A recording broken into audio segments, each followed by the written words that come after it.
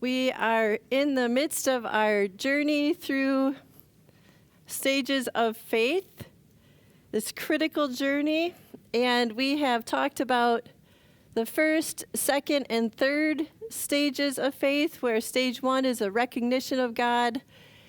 Stage 2 is a life of discipleship, where our faith is really learning about God and discovering what this God is all about that we've become aware of. Stage 3 is a productive life. So we've found a place in a community or a group or with a leader that has taught us about who this God is and what it means to follow. And now at stage 3, we're really living into it, maybe even sharing some gifts to be a part of this community, to live for this God, even taking on some leadership positions. And then we get to stage 4, which is the journey inward. We're at the part of this critical journey that I find to be the most interesting. This is when everything falls apart. When we feel like we had an awareness of God, someone taught us what this God is like, we found our place in this community where we can live it out, and then something happens, and it just rattles us. And what we thought we knew about God doesn't seem to be true anymore. And we live with a lot of questions. And this can be a time where we feel pretty alone. As I've been reflecting on this, I just want to share a personal part. This is really important to me because I didn't know what was happening to me when I entered into stage 4 and got to the wall. And I think I lived there for a long time at stage 4 on this inward journey and wasn't sure how to talk about it with anybody without feeling like I sounded crazy, because I'd never heard about this before.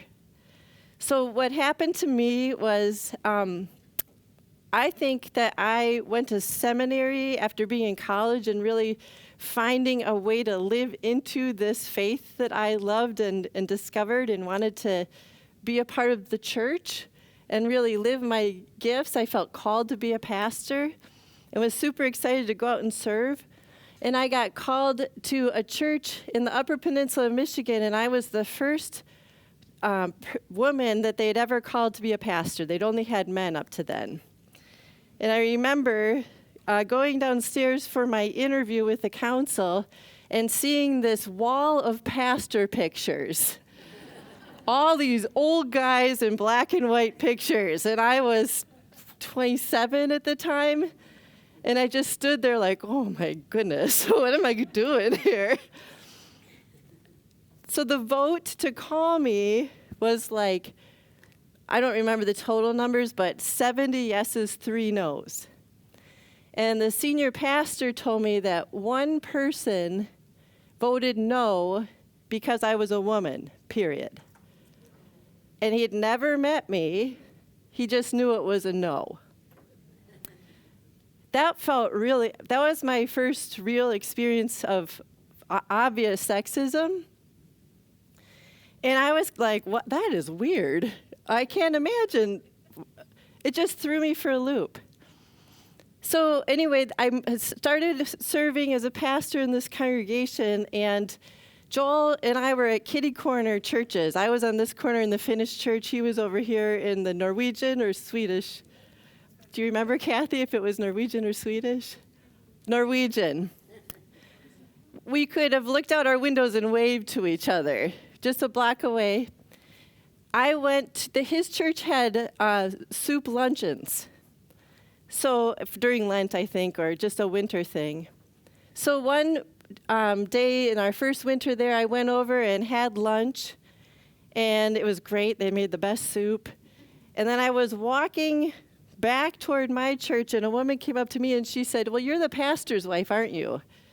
And I said, well, yes, and I'm a pastor. She's like, oh, but you're the pastor's wife. And I was like, well, yes, and I'm a pastor. And she said, well, to me, you're the pastor's wife. And I was like, well, to me, I'm the pastor. And we went back and forth. And we were equally stubborn in who I was. And then I took communion out to some shut-in people, mostly men. And I was talking to this man. His name was Emil. He died a long time ago, and we were having a wonderful time, chatting, laughing, blah, blah, blah. And I said, it's time for communion. So I went through the service. I gave him the wafer, and I said, the body of Christ given for you, and he took it. And then I gave him the little tiny glass of wine. I said, the blood of Christ shed for you. And he looked at me and he said, and here's to your beautiful eyes. And he shot it back.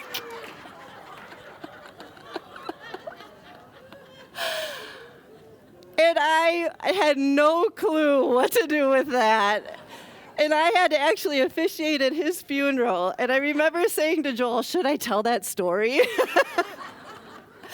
And thankfully, we talked about it. We thought it would be really funny, but I didn't do that. There are a lot of other stories, sadly, that I could tell you about sexism in church. I have a lot. And it's taken a lot of inner work and a lot of help to heal, to believe in myself as a person called by God to serve as a leader. And that experience of encountering sexism, some of it was funny. Some of it we're all used to. People just make comments. Some of it really challenged my understanding of who God is because it was coming from church. And I had to really wrestle with, is God church? Like, is church God? Is God telling me I'm the pastor's wife when I think of myself as both a pastor's wife and, I think of myself as a spouse, just like Joel's a spouse. And we're both pastors. Is the church telling me that I'm not good enough? It really rattled me, and it rattled my understanding of who God is and my relationship with God and how I'm supposed to live in the world. I experienced a real crisis. And I didn't know how to get help for it.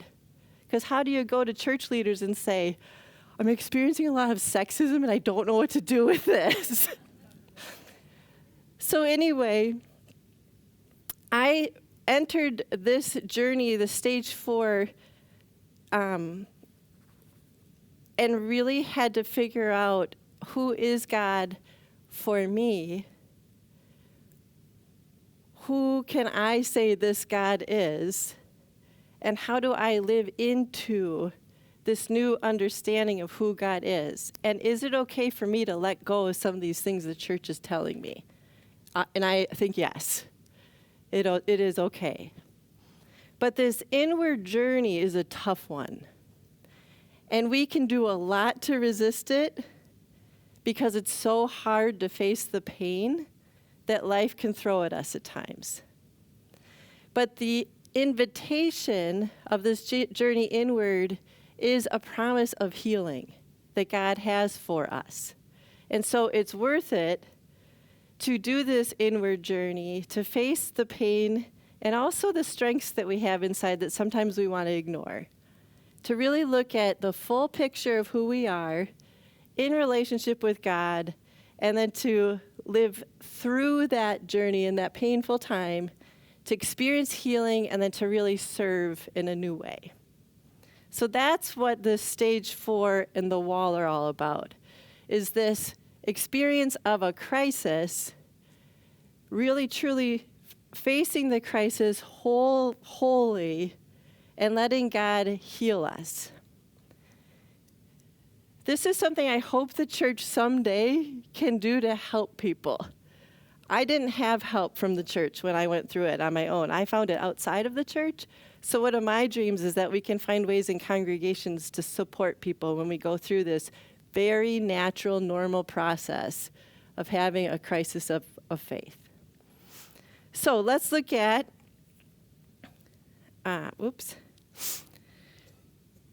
Stage 4, the journey inward. warning, unstable ground. I found that sign in Theodore Roosevelt Park in North Dakota. I couldn't resist. I was like, oh, that is so good. Stage 4 feels like unstable ground. Warning, unstable ground. Be gentle with yourself. Take care. Just be watchful. In this stage, faith is rediscovering God. Some characteristics of this stage are a life or faith crisis. I shared what my crisis was like. It was experiencing and confronting sexism in church and being confused because I thought I'd been called to serve. Here are some other examples of people as they describe themselves in this stage. I have this old saying that fits right now. Just when I got it all together, I forgot where I put it. That's how I feel about my spiritual life. Another example, I can no longer go on basing my faith on what's right for others or what feels good. I must find out once and for all what God's truth is for me in my own life. But how do I go about that? This one is, every inch of the journey these days is excruciating. One revelation after another, discovering things I'd stuffed away 25 years ago and never wanted to look at again. Part of the journey is looking back and just paying attention to the old hurts we've had that we're continuing to carry and giving them time and compassion and just some air to heal and to be with God. And a final example, I've never really known who God was for me before this time. I finally know in my soul what it means to let God be God. I never know what spiritual self-esteem was until I found my honest self in God. I'm a different person. I'm well and becoming a whole person. So again, this stage is about instability, discomfort, facing all that has, going inward to pay attention to what's happening. But ultimately, it leads us to healing and new life. So you'll see these characteristics are a loss of certainties in life and faith. So we thought in the first 3 stages that we'd had it all figured out. We knew who God was, we knew who we were, and then all of a sudden we lose that sense of certainty. We're searching instead in this stage. We're not looking so much for all the right answers as we're looking for some direction to travel on, to go on. We're looking for a path that will lead us to this new place that we have an idea is out there. We're not quite sure what it is, but that we believe there is a journey to get there and we want to follow the direction. We don't look for the answers, we're looking for the direction. There's this pursuit of personal integrity in relation to God. We're longing for, what do I think is true? Who is this God that I'm in relationship with? This sense of integrity. What is true for my experience of God, which can also include what my tradition says is important. Because a lot of who we are has been shaped by our tradition. So while we may question some things in our tradition, it doesn't mean we throw it all away.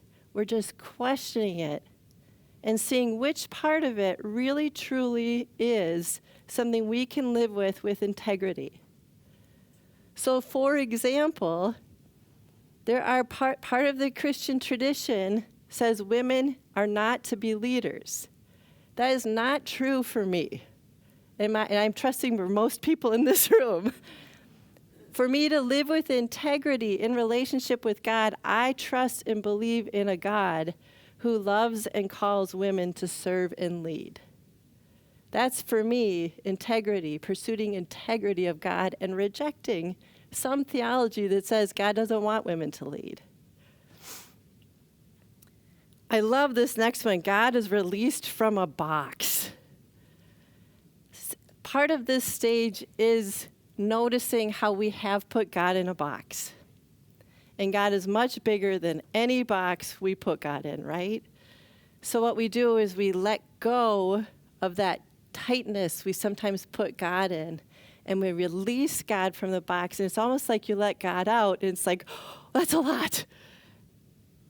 And then we can really discover, who is this God?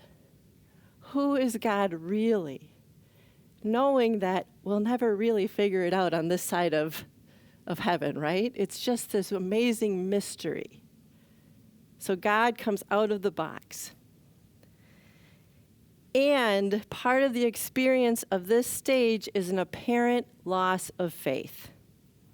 I think that's one of the scariest things, is when you step into an inward journey and letting go of some of the things that you've experienced that gave you security and certainty, it feels like you're losing your faith.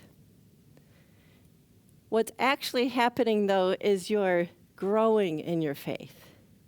And part of the growth is letting go of some of the things that either you've been told or you've been clinging to. This apparent loss of faith is actually just transition, growing into what will become a more intimate relationship with God, greater sense of who you are, and a greater understanding and experience of who God is. Those are some characteristics of the journey inward. Caged at stage 4, when we get stuck, and I feel like I got stuck a lot along the way, we're always questioning. We get consumed by self-assessment, and we get immobilized. There's a lot of times when I just got stuck in all the questioning, all the doubt, all the trying to figure out who I was. I did a ton of personality tests to try and figure out, who the heck am I?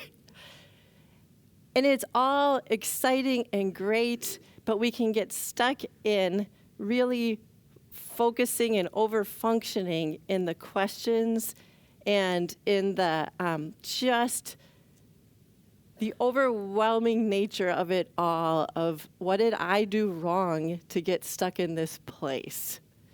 Am I making sense in that? Okay.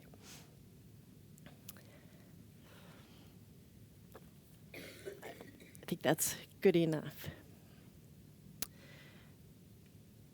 Okay. I'm going to pause here.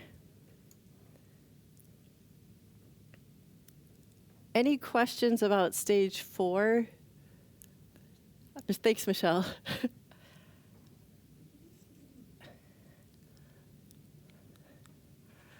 All right. I don't think there's any, but I'll just give that to you. Okay. Okay. So I couldn't resist this picture. This catalyst for movement. So moving from stage 4 to 5, what I like the most is be willing to commit to whatever it takes. I think there is this commitment to this journey that feels like we're going somewhere, but we don't know where we're going. And I really like this picture because it shows sometimes the path feels like, I don't think I should walk on this. This is a hiking trail right on the border of Wisconsin and Minnesota. It's in a state park in Wisconsin or Minnesota, I can't remember which. Right in the front of the Ice Age Trail that goes through Wisconsin. My daughter and I went, and I looked at this, and I was like, how can this be the trail we have to walk on? But it was. And we did it carefully together. But for me, this really is a nice example of what this part of the spiritual journey can look like. You can see there's a trail, there's a way to go, but it sure looks like it's not very fun to walk on. And yet you want to do it because it really looks enticing and beautiful, even though it's hard. That's what this part of the spiritual journey is like. The catalyst for movement from stage 4 to stage 5 is finding peace through giving up the search for self. So one way we can help ourselves move through this stage is to just let go of this search for self and trust that if we wait, we'll get there.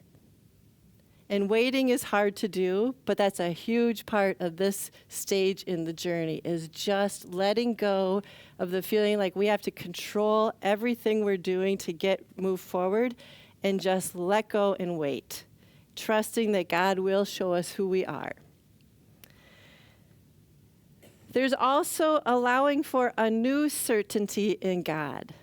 The things that may in the past have given us certainty and security may not be doing it anymore, but we can trust that God will eventually lead us to a new place where trust is once again a part of our lives, and that we will have a certainty in God's presence, but it will look different than it used to. And so by allowing ourselves to wait through this process of instability, God will eventually get us to a place where we do have a certainty again, a sense of security in God. But it takes waiting through that time of instability to get there. And then to be open to the cost of obedience. Obedience is a hard word. Another word you could use is consenting to God's presence and action in your life, yielding. Some people use surrender, but they don't like that one either. The obedience or the surrender, yielding, or consenting is, I'm going to say yes to this journey. I'm going to say yes to letting go of the things I need to let go of, and yes to this sense of God is calling me to something new and I don't know what it is, but I'm going to do whatever it takes to get there. And sometimes that yes is a no to other things. And so we begin to put our faith journey as a priority, our relationship with God as a priority, and we start saying yes to that and no to other things. So yes, I'm going to make time every day to pray and journal, read my Bible. No, I can't go walking with a neighbor early in the morning because I really do want to go pray every day. Yes, I'm going to sit down at night and read this book about faith journeys. No, I'm not going to watch the football game or whatever. But it's yes to these priorities. And sometimes it makes us make really radical choices. Like I have a friend who said, I can't do this job because God is calling me to something new and I don't know what it is. So she had to let go of a job in order to follow this she had no clue what the call was, but she eventually found out what it was. But it took a long time and it was a huge risk. It was her yes, radical obedience to the call she sensed that God was calling her to something new, making that her priority. And here's the question of this stage: has your faith fallen apart? When and why? That's a huge question, and one of the key ones in this stage of life, of faith, is when has your faith fallen apart? So what I like about this stage theory is that it shows when our faith does fall apart, when we hit crisis, when it feels like God is nowhere to be found. For me, it's an affirming thing to know that this is natural and it's normal, and all of this instability is a sign that we're on the way. We are not messing up. We haven't failed. We are on the way to something new, and we're growing in wisdom and in faith and in depth. And we're having a new and fuller understanding of the mystery of God.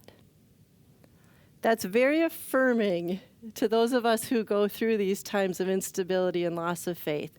We're not doing it wrong. I have a comment, thinking of this in my own personal life, that when I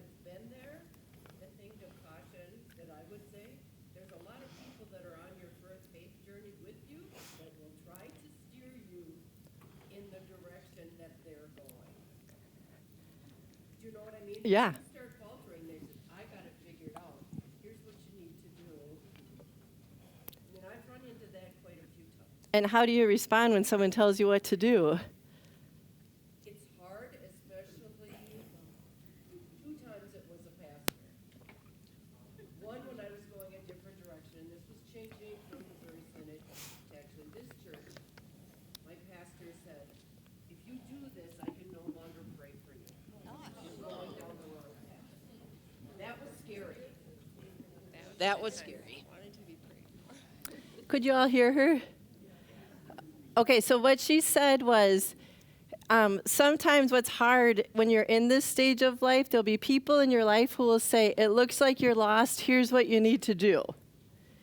And it's not always what you need, is it? She was discerning, listening for a call to leave the Missouri Synod to come here, and her pastor said, if you do this, I will not be able to pray for you anymore. It is hard when pastors do that. Period. That's super hard. That's why this stage does make you feel a little crazy, because people will tell you, oh, here's how you do that. And sometimes the people who are telling us that are the people who are in a different stage, especially in 1 or 2 or 3, where a natural part of that stage is to feel like you've got it all figured out. And that may be true for them at that point, but for an important part of the journey of faith is that there are times when we don't have it figured out, and that's exactly where God wants us to be. And it's a personal journey for each one of us. We all have to go through it. Well, we don't have to, we can choose not to. But if we choose to go through it, it'll feel alone. You'll often, and you'll long for solitude because you don't want people telling you what you need. You want to figure it out on your own because it's between you and God. Thanks for sharing that. This book is, I just want to say, this book lifts up several times that ordained people, for many reasons, are not always the most equipped people to help you through this. Because there's a lot of reasons why pastors don't want to go through this journey. How can we teach and how do we uphold the traditions of the church if we feel like none of it's true? Really hard. I don't want to feel like a hypocrite. How do I preach? How do I lead worship? How do I show up in a calm way if I don't believe this stuff? So pastors, and believe it or not, seminary doesn't prepare you for stages of faith experiences. We get good theology, but we don't get equipped for this kind of stuff. Maybe they do now. They didn't 20, 25 years ago. And it's not, that maybe not even is their job. But pastors aren't professionally equipped, and it's hard to face it as a leader in the church. Okay, let's go onto the wall. So part of stage 4 is this experience of the wall. And it's the mystery of our will meeting God's will face to face. How many of us here have said, oh, I just like to control everything? We all, it's part of our human nature to want to control everything because we are made to keep ourselves alive, right? And we want to be sure we're safe and secure and that we're going to be okay. So when we get to the wall, there's this mystery and almost like this back and forth between our will of wanting to stay in control and God's will saying, why don't you surrender that will to me and let's see where this goes. It is a real tense place, and we can sit at the wall a long time resisting God's will for our lives. We could talk for hours about what it means when we talk about God's will. When I talk about God's will, I mean God's desire for us to experience God's healing and for us to experience becoming the person God created us to be. So as we resist the will of God. We're resisting God helping us become the person God dreamed. The person God dreamed of when God created us. And we want to keep ourselves safe and tight, and God's like, let go. Let's see where this let me show you where you can be, who you can be, and what I want for you. That's a hard experience of letting go of that desire to control everything and keep ourselves safe. But that's what the wall is like, is this continual invitation for God to say, trust me, trust me, trust me. And us saying, no, no, no. There's different types of resistance at the wall, our own strong egos. I can do this on my own. Self-deprecator, that we really don't believe in ourselves, so we don't feel like we're worthy of saying yes to God. There's a lot of guilt and shame in our lives that we don't want to be honest about with God, even though God knows it all anyway. Along with that guilt and shame are some really painful memories that we don't want to relive. And sometimes God says, we're going to go there. I'm going to be here with you, and I'm going to heal you. In this experience of the wall and going through the wall, we experience spiritual healing and also some psychological healing. Sometimes there's resistance in the going through the wall because we're intellectual and we have some ideas that we don't want to let go of. That's the same as kind of like the doctrinaire, where we have church doctrine that we just think is right, and we're not going to let that go. That might be an example of a pastor. And look at the ordained. Right at the end, pastors resist this a lot. And I think a lot of it is because of that public appearance, that we have to be up front and look like we have our act together. And then there's high achievers. I missed that one. That we really have been successful throughout our life. We don't need God to do this, that we can really get this all done on our own. The important thing of the wall and going through it, what I like about this book is they say, you can't go around the wall, you can't go over the wall, you can't go under the wall, you have to go through the wall. And God will lead us through the wall. And the woman who wrote the book said, sometimes it's taking every brick of the wall and looking at it piece by piece. And for each one of us, the wall is different. It's our own journey with God through this transformation through healing. Going through the wall creates discomfort.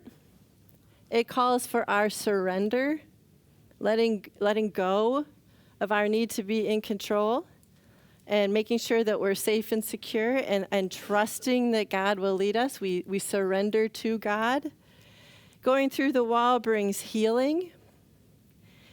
Going through the wall also is this 4-part experience of awareness, forgiveness, acceptance, and love. So we become more aware of who we really are, our gifts, and our shadow side.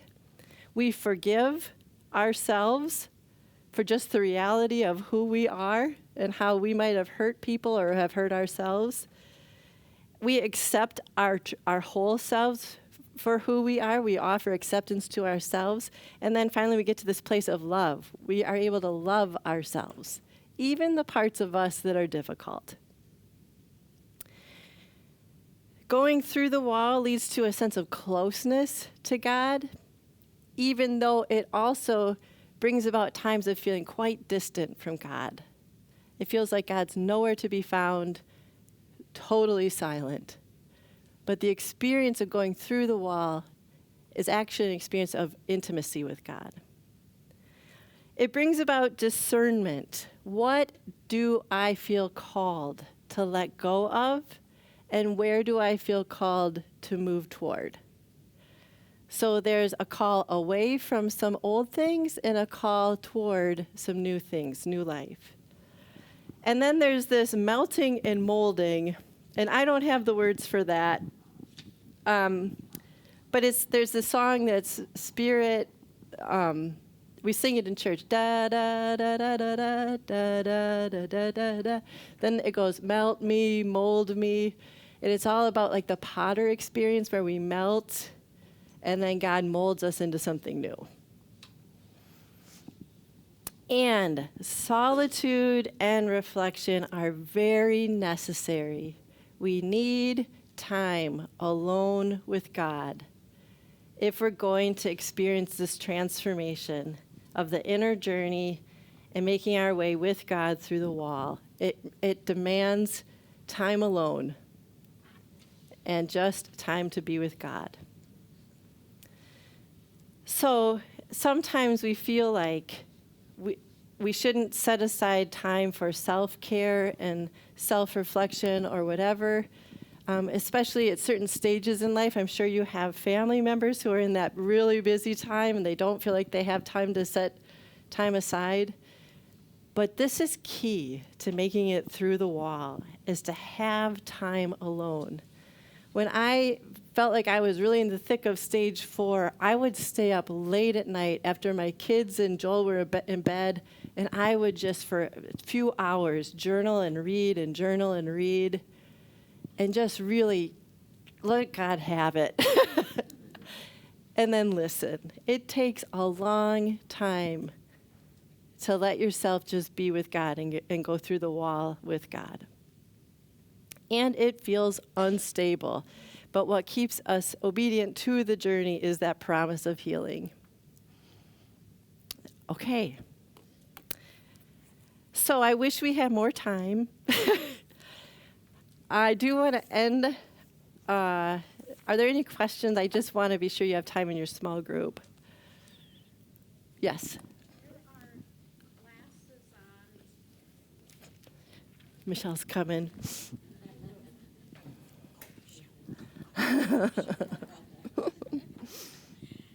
There are classes about the Carl Jung and the Enneagram, and so for each personality type, there's a shadow. When you said shadow, it reminded me of that.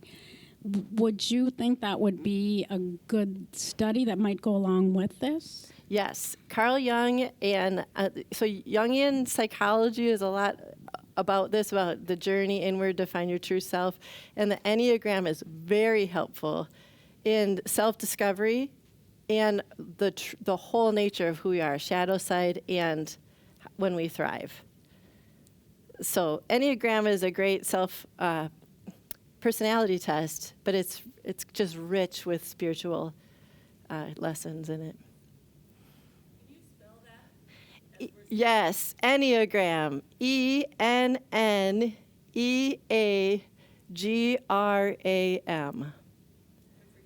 Mm-hmm.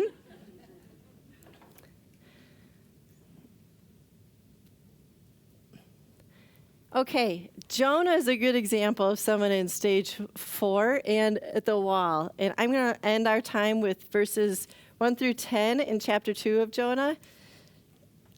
Then Jonah prayed to the Lord his God from the belly of the fish. I love this because it feels like we're in the belly of the fish when we're in stage 4. I called to the Lord out of my distress, and he answered me. Out of the belly of Sheol I cried, and you heard my voice. You cast me into the deep, into the heart of the seas, and the floods surrounded me. All your waves and your billows passed over me. Then I said, I am driven away from your sight.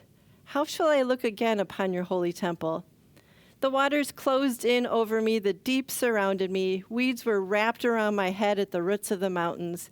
I went down to the land whose bars closed upon me forever, yet you brought me up, my life from the pit. O Lord my God, as my life was ebbing away, I remembered the Lord, and my prayer came to you into your holy temple. Those who worship vain idols forsake their true loyalty. But I, with the voice of thanksgiving, will sacrifice to you what I have vowed I will pay. Deliverance belongs to the Lord. Then the Lord spoke to the fish, and it spewed Jonah out upon the dry land. For me, this really shows what stage 4 in the wall is like, being Jonah in the belly of the fish, really complaining to God, but also proclaiming my trust that you'll get me through this, God, and I'm going to keep my trust in you. And then at the end, God regurgitates Jonah out into the land. It's beautiful, and it's hard. Being caught in the belly of the fish is an uncomfortable place to be, but God does bring Jonah out of the belly of the whale. And Jonah continues to resist God, right? But God never forsakes Jonah. And that's the promise of God. God's faithfulness endures, even while our image of God changes. Okay, we went a little long. Thank you so much for your attention. Please let me know if you have any questions or want more resources about this.